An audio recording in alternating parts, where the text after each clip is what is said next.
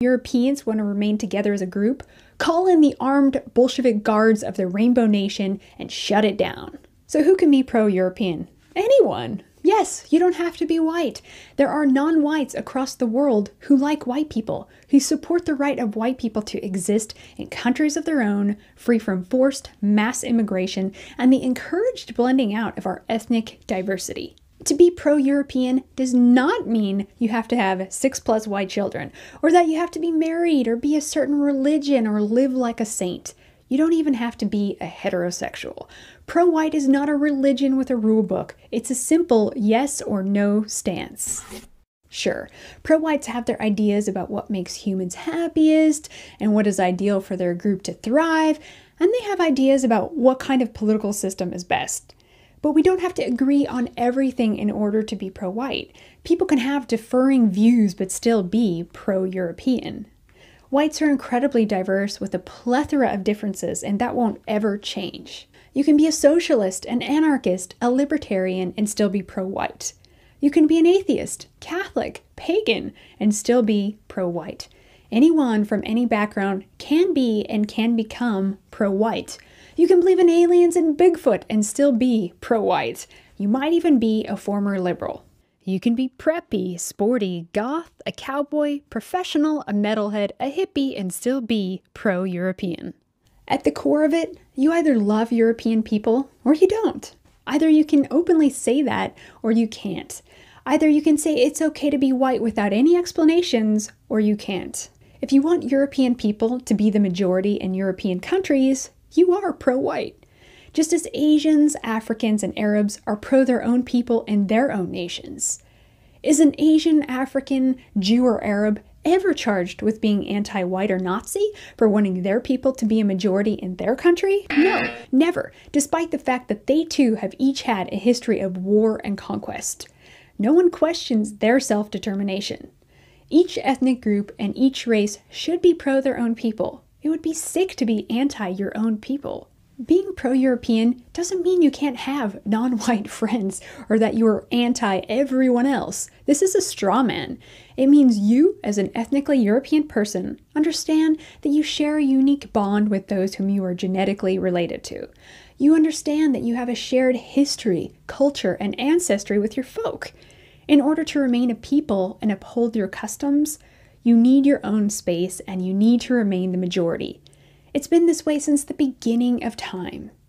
You can't have a rapid demographic change and remain the same culture. You can be pro your own people and pro other people and their nations too. Pro-white is anti-globalism and anti-mass immigration, but there are plenty of non-whites who are pro their own people who also oppose globalism. European people are most diverse, so much to a detriment at times. We are a people who require variety. Even among European nationalists, there are nuances. We may disagree on some things, but in the end, there's one question that binds us together or tears us apart. Do you want European people to continue to have countries of their own or not? Everything else follows. So there's a lot to unpack here. I've touched on some of Red Ice's propensity to co-opt the language of actual victimhood for the to defend the privilege of a race of people, a group of people whose ancestors have been either complicit or actively involved in the marginalization, the real marginalization of people who are colonized, people who are enslaved, people who are robbed of their land. So they very carefully, they listen to what kind of language has been used to secure civil rights for marginalized people or secure progress for marginalized and exploited people. They carefully select from each group. From the Jewish people, they steal the language of the Holocaust and try to co-opt the victimhood. They tell a narrative of Jewish people, globalists as they call them, Jewish business power elites, trying to implement a racial genocide, ethnic genocide on them from black Americans. They steal the language that is used to explain how black Africans were victimized by the slave trade. So they steal the language of like the late civil rights era, early Black Power movement. You know, black people in America were actually robbed of their ethnic identity. That's why the only option left to most black people is to to organize and consolidate themselves and find identity and empowerment in the legal construct that was created during apartheid. Black is not a thing. If you go to Africa, black is not a thing. Black is something that is created by white people, European colonialist powers.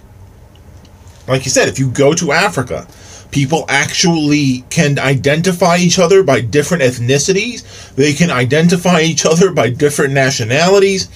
And then from Native Americans, they steal the talking points, the language that Native American activists have used to defend their right to this land, which white Europeans stole from them. Which, you know, that and you know, obviously, like a third of this country, a third of this landmass was Mexico. So they co-opt the language of actual victimized groups that they then recast as oppressors. This kind of reminds me of post-apartheid South Africa, where now they cast Boer white farmers who less than 50 years ago, who were brutal, authoritarian oppressors, as victims of liberated blacks. One of the first narratives to come out of the post-Civil War South, in terms of propaganda, was that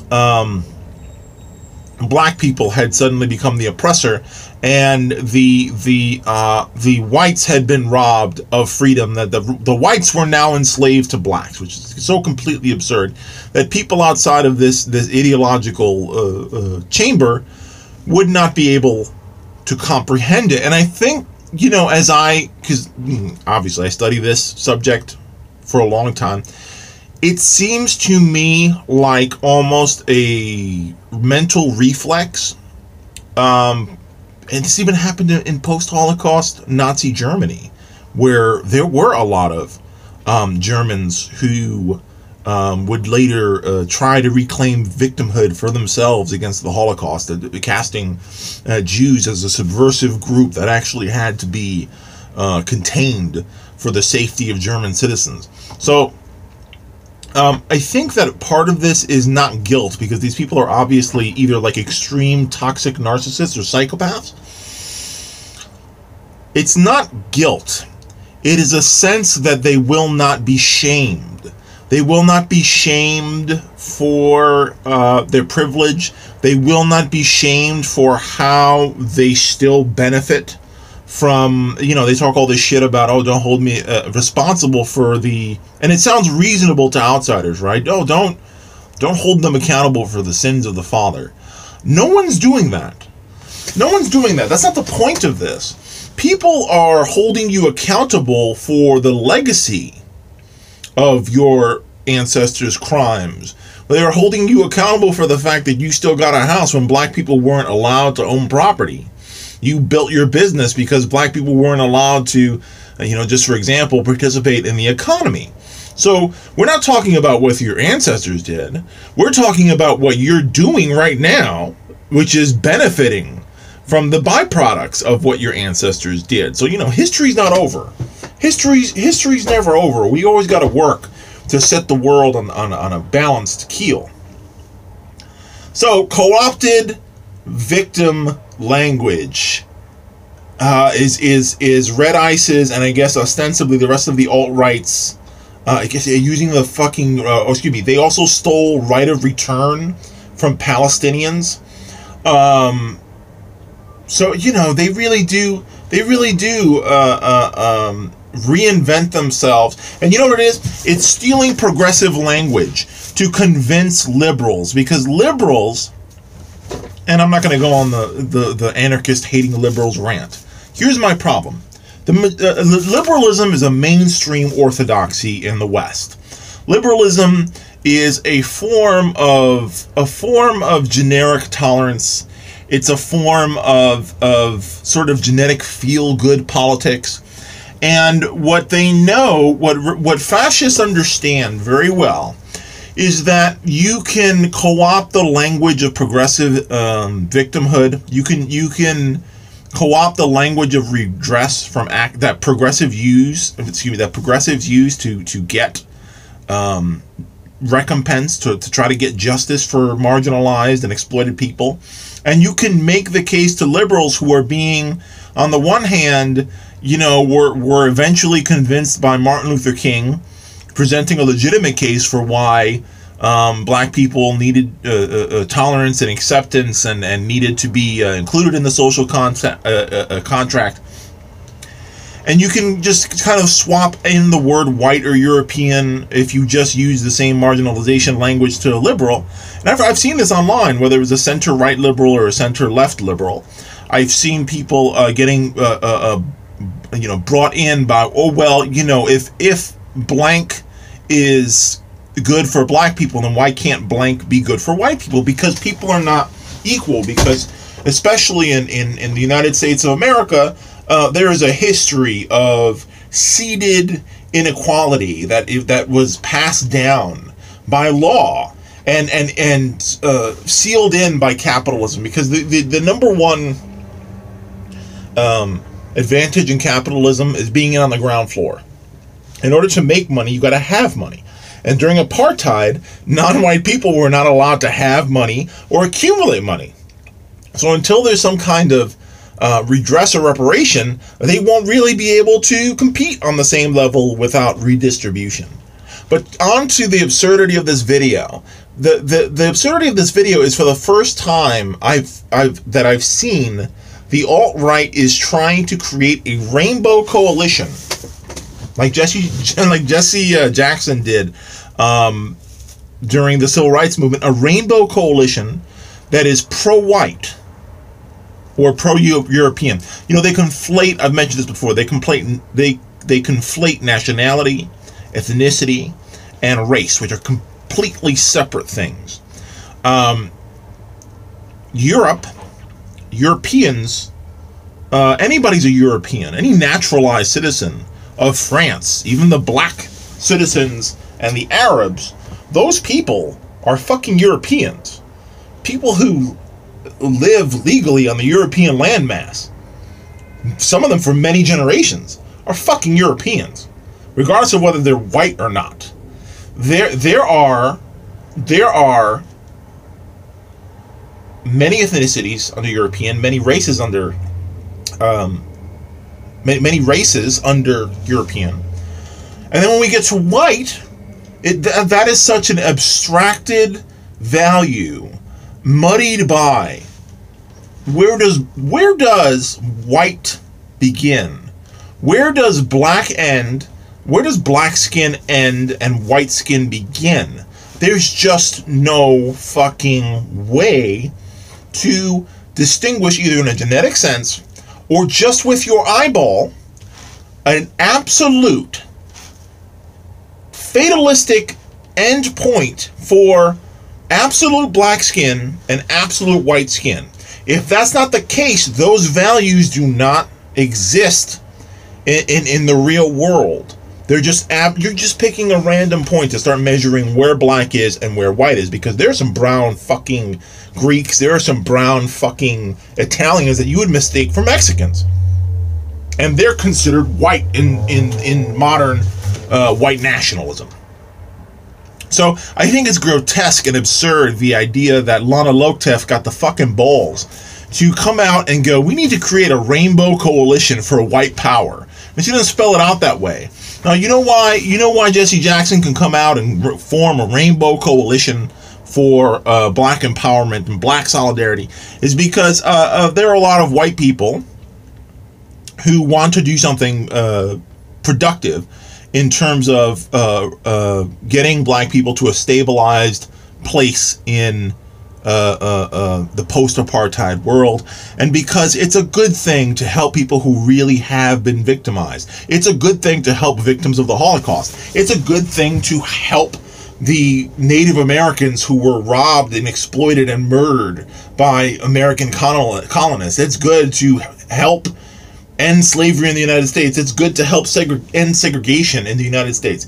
It is not good to end an imaginary genocide that is not actually being perpetrated against white people because somehow people being given asylum leads to, you know, what's fascinating about the white genocide talking point is, where by law is it illegal for white people to marry other white people and then have white children? What country in Europe even has any kind of proposition about making it illegal for white people to breed? And don't talk about social stigma and social shaming, because there is no country in Europe that has a public orthodoxy that you absolutely positively need to breed with foreigners or asylum seekers or anything like that. So by all means, form a rainbow coalition to help actually marginalize people, and let white people defend themselves from their own imaginary boogeymen.